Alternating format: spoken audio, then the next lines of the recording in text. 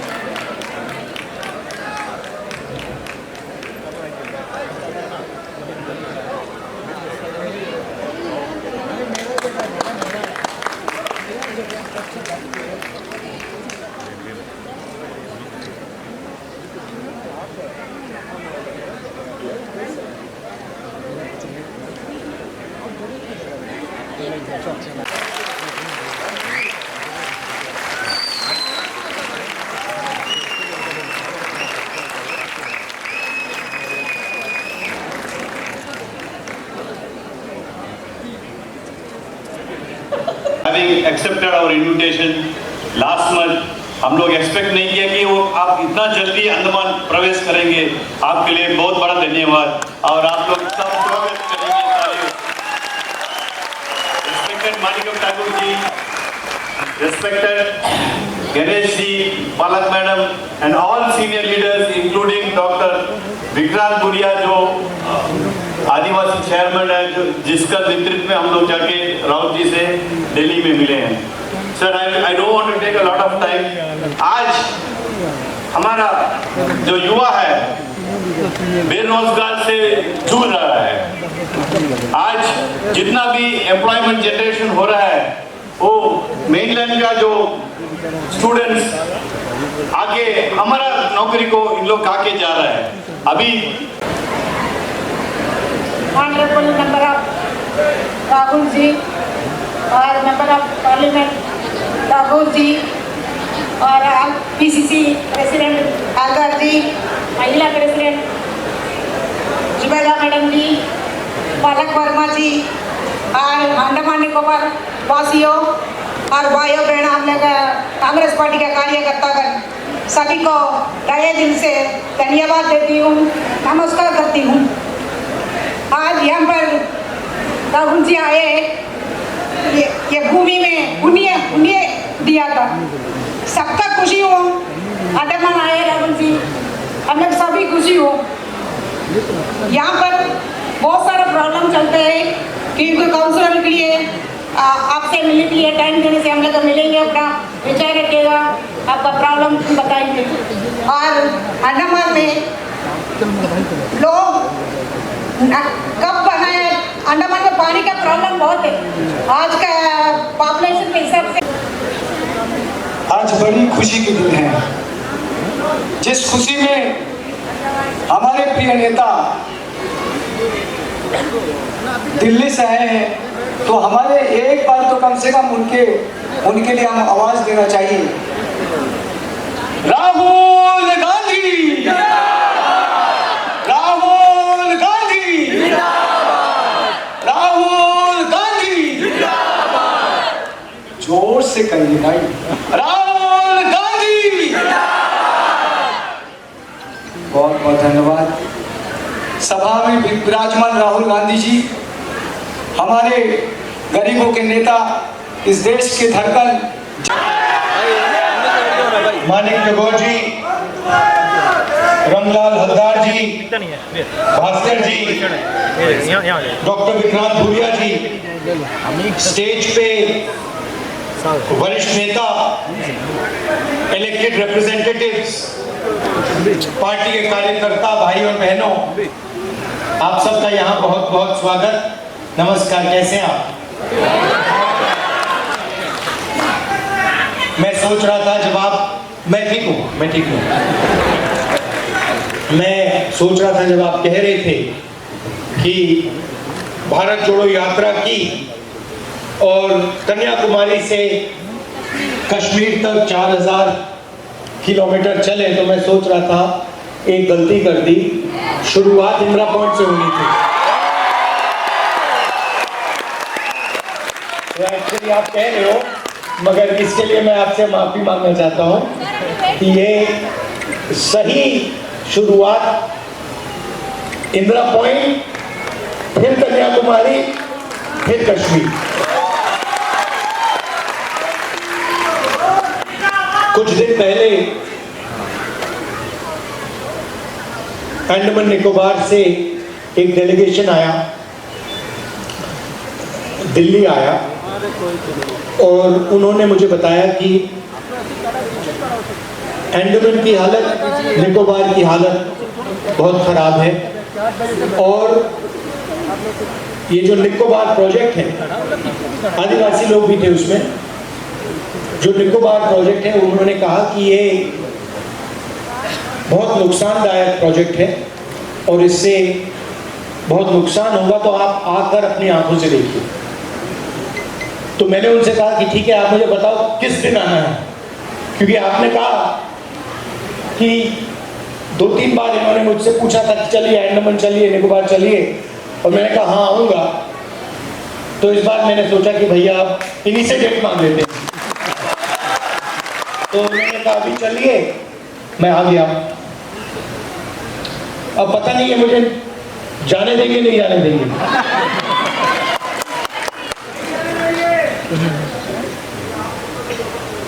क्योंकि जब चोर घर में चोरी कर रहा होता है तो किसी को अंदर थोड़ी आने देता है।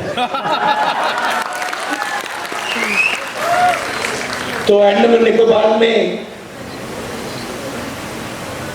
राजा बैठा रखा है, 10 साल से है। टर्म कितने साल की होती है? 2 साल की होती है, 3 साल की होती है। तो दोस्ती है अमित शाह जी के साथ, मोदी जी के साथ तो बैठा रखा है। जैसे पहले राजा महाराजा हुआ करते थे, जो भी करना चाहते थे कर लेते थे। सुना है यहाँ के चीफ सेक्रेटरी ने महिला पर सेक्सुअल असॉल्ट किया, किया, और वो बेल पे घूम रहे हैं।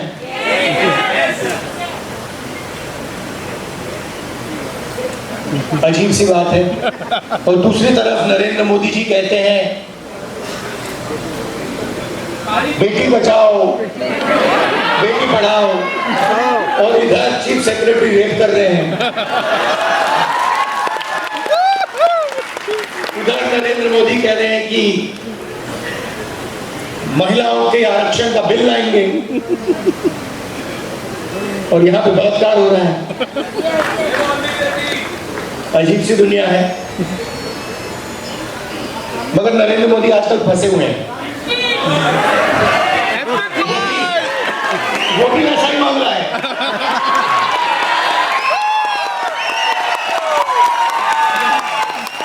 वो डोनाल्ड ट्रंप के हाथ में एप्स्टीन फाइल की चाबी है, तो हवा निकल गई साथ में। वहाँ से भी दिखाई दे, थोड़ा सा पीछे। वो डोनाल्ड ट्रंप भी जानता है, पूरा देश जानता है। देखिए, एक एप्स्टीन फाइल है और दूसरा अदानी है। अब अदानी जी भी यहाँ अंडमान निकोबार में घूम रहे हैं, आपकी जमीन लेने की कोशिश कर रहे हैं। फिर कहेंगे देखिए हमने कितना विकास किया, कितना डेवलपमेंट हुआ। कंपनी का असली नाम अदानी नहीं है, कंपनी का असली नाम मोदानी है। तो उसको बात पता लग गई, उसने गला पकड़ लिया प्रधानमंत्री ने। पब्लिकली कहता है कि जब भी मैं चाहूंगा मैं प्रधानमंत्री को, हिंदुस्तान के प्रधानमंत्री के करियर को खत्म कर दूंगा। कॉम्प्रोमाइज तो है, सरेंडर हो गए, कॉम्प्रोमाइज हो गए हैं। अब देखिए डोनाल्ड ट्रंप कहता है कि जब मैं प्रधानमंत्री को, हिंदुस्तान के प्रधानमंत्री को फोन करता हूं, वो फोन उठाते कहते यस सर।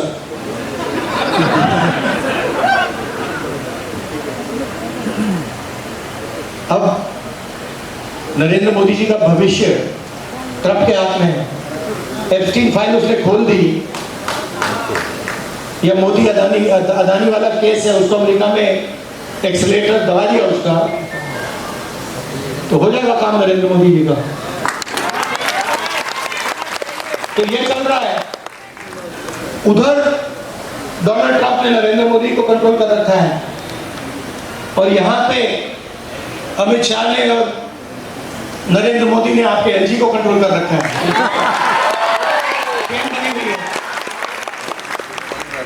मगर हिंदुस्तान का कॉन्स्टिट्यूशन कहता है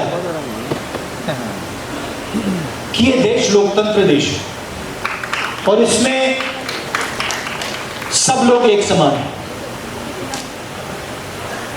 और सब लोगों की रक्षा होनी चाहिए। और मैं यहां 1 घंटे से हूं, 2 घंटे से हूं, और मुझे साफ दिख गया है कि आपके साथ जबरदस्त अन्याय होगा, बहुत ज्यादा अन्याय होगा। पीने का पानी नहीं है, 100%। आपको डीम्ड यूनिवर्सिटी का वायदा किया। आपने देखा होगा मैंने पार्लियामेंट में भाषण में कहा था कि कुछ जादूगर की कहानी बताई थी, वो स्पीकर ने कहा जादूगर के बारे में मत बोलो। मैंने नरेंद्र मोदी की बात कर रहा हूँ, और जादूगर फेल हो गया, वो मैंने बताया, वो पकड़ लिया उसको, बच्चे हंस रहे थे। तो वही यहाँ हो रहा है, मगर नुकसान आपका है। नरेंद्र मोदी जी ने डीम्ड यूनिवर्सिटी का जादू किया, अब निकोबार में जादू होने वाला है। मगर आपको क्या चीज, किस चीजों की जरूरत है? आपको शिक्षा की जरूरत है, आपको पीने का पानी की जरूरत है, आपको इंफ्रास्ट्रक्चर की जरूरत है, और सस्टेनेबल टूरिज्म की जरूरत है। 100% जॉब। सस्टेनेबल टूरिज्म मतलब वो टूरिज्म जिससे आपको फायदा हो, वो वाला टूरिज्म नहीं जिससे अदानी जी को फायदा हो और आपको सब नुकसान हो जाए। दुख की बात है कि मैं आपको बताऊं तो ये बीजेपी में, नरेंद्र मोदी में ये समझ ही नहीं है, कल्चर ही नहीं है, कोई बात तो समझ ही नहीं सकते, पहुंच नहीं सकते इस लेवल पर, क्योंकि उनके लिए 2 ही चीज जरूरी है। एक धन और दूसरी सत्ता। धन अपने सिस्टम को चलाने के लिए, मार्केटिंग करने के लिए धन जाता है अदानी जी के पास, इंफ्रास्ट्रक्चर जाता है अदानी जी के पास, airport, ports, power plant, cement, सारा उसके पास जाता है, वो मार्केटिंग करता है। और ये हो रहा है देश में विचारधारा की लड़ाई। अब यहां पे मुझे दिख रहा है सब धर्म के लोग बैठे हैं, अलग अलग धर्म को मानने वाले लोग बैठे हैं, शांति से, हिंदू धर्म हो, इस्लाम हो, हमारे सिख भाई बैठे हैं, गुरु नानक जी का मैसेज हो, बुद्ध भगवान का मैसेज हो, है तो एक ही मैसेज, और सिंपल तरीके से बोलना है तो उनका मैसेज, सबका मैसेज था कि नफरत के बाजार में मोहब्बत की दुकान खोलो। तो हम नफरत से, हिंसा से लड़ तो नहीं सकते, क्योंकि अगर हम हिंसा से, नफरत से लड़ेंगे तो हम आरएसएस बन जाएंगे। हमारा हथियार मोहब्बत है, अहिंसा है। और जैसे आपने कहा, जो इंट्रोडक्शन कर रहे थे शफीक भाई, ऐसा इंट्रोडक्शन मैंने आज तक नहीं सुना। तो मतलब एक के बाद एक चौके छक्के मार रहे थे आपको। आपको मैं कंग्रेचुलेट करता हूं, बहुत बढ़िया।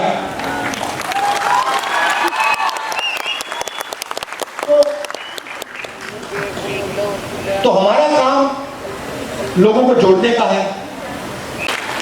जो आपके रिसोर्सेज हैं, ये आपका धन है।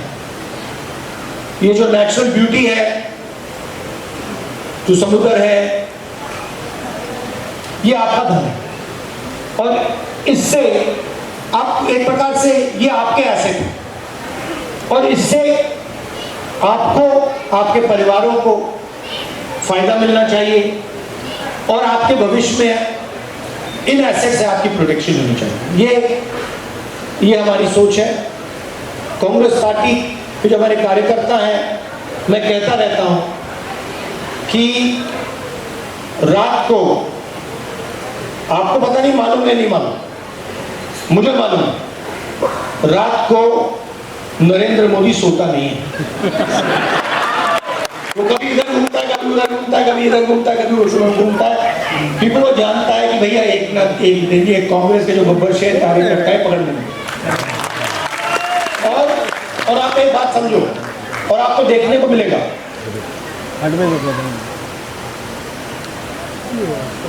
ये विचारधारा की लड़ाई और राजनीतिक लड़ाई नहीं है।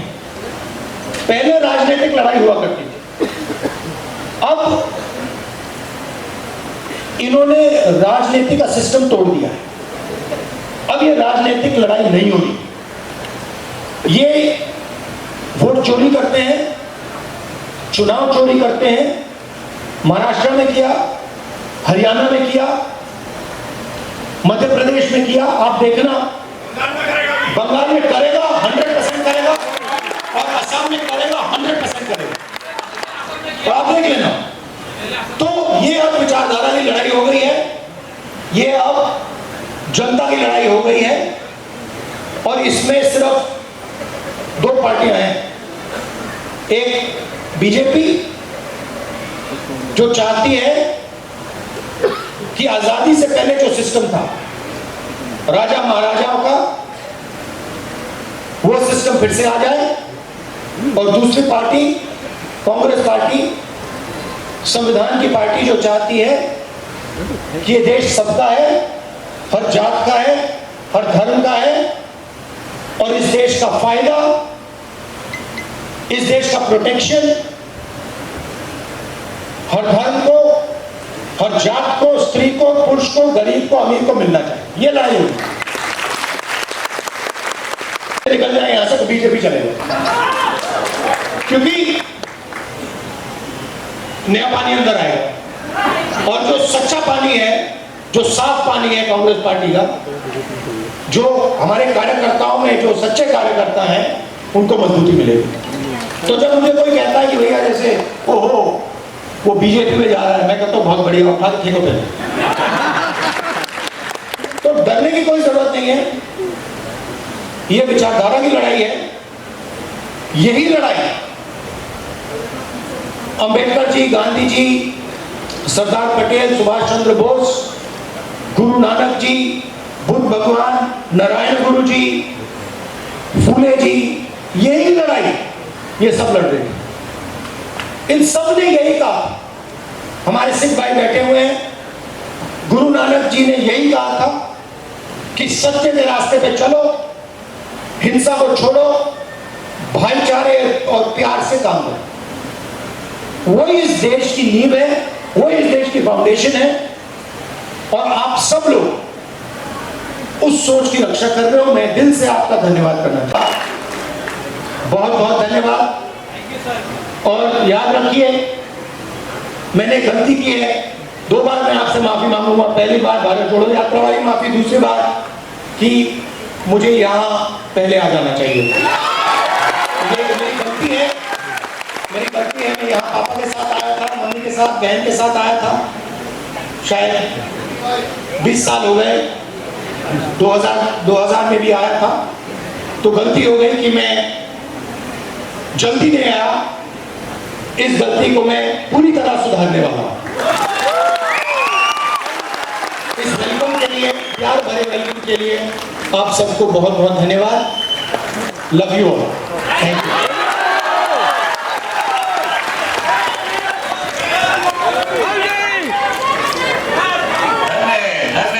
Thank you sir. मंच पर उपस्थित हमारे भारत के विपक्ष के नेता राहुल गांधी जी, हमारे अंडमान निकोबार है, मुस्लिम भी है, सिख भी है, ईसाई भी है सर, मिनी इंडिया है सर, इसमें हर स्टेट के लोग हैं। मैं यहाँ पे खड़ा हूँ सर, मैं कैम्बेल बेक उस ग्रेट निकोबार से हूँ। मैं आप जहाँ जाने वाले हैं सर, मेरा पूरा पढ़ाई हुआ आज अगर मैं सर पूरे इस सबके सामने में बोलना चाहूंगा सर, अगर मैं आज जिंदा खड़ा हूँ आपके सामने में उस सुनामी से, वो पेड़ के वजह से खड़ा हूँ सर। अगर आज वो पेड़ नहीं होता तो मैं आज आपके सामने नहीं होता सर।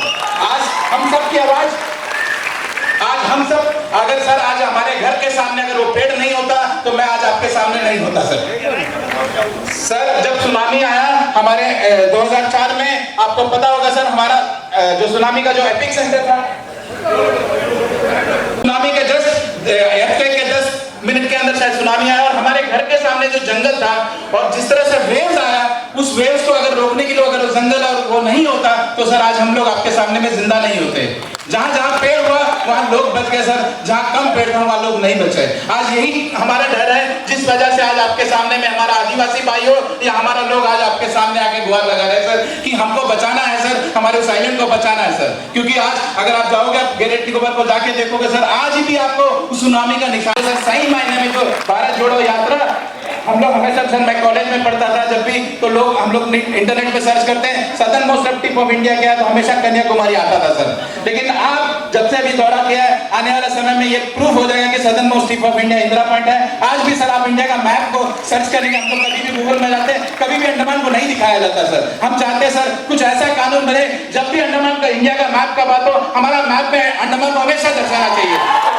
वो छोटा छोटा डॉट्स होता है जिसके वजह से हमको लोग भूल जाते हैं सर। आज भी देश में ऐसा बहुत लोग हैं, लोग पूछते हैं अंडमान जाने के लिए क्या पासपोर्ट लगता है सर, पर आपका दौरा केवल अंडमान के नहीं, पूरे हिंदुस्तान के लोग को पता चल जाएगा कि अंडमान हमारा देश का हिस्सा है, यहाँ भी लोग रहते हैं और पूरा देश नहीं, पूरे हिंदुस्तान के हर धर्म के, हर भाषा के लोग रहते हैं सर। ये हमारा ये आइलैंड है सर जहाँ से देश का पहला तिरंगा फहराया गया सर, और उस तिरंगा अब दोबारा आएंगे और ये भारत जोड़ो का यात्रा वापस यहाँ से शुरू करेंगे।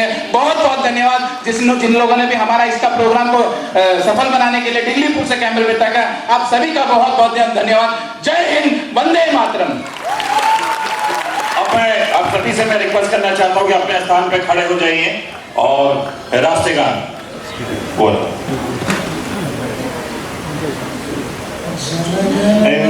अधिनायक जय हे भारत भाग्य विधाता, पंजाब सिंध गुजरात मराठा द्राविड़ उत्कल बंगा, विंध्य हिमाचल यमुना गंगा उच्छल जलधि तरंगा, तब शुभ नामे जागे तब शुभ आशीष मागे, गाहे तब जय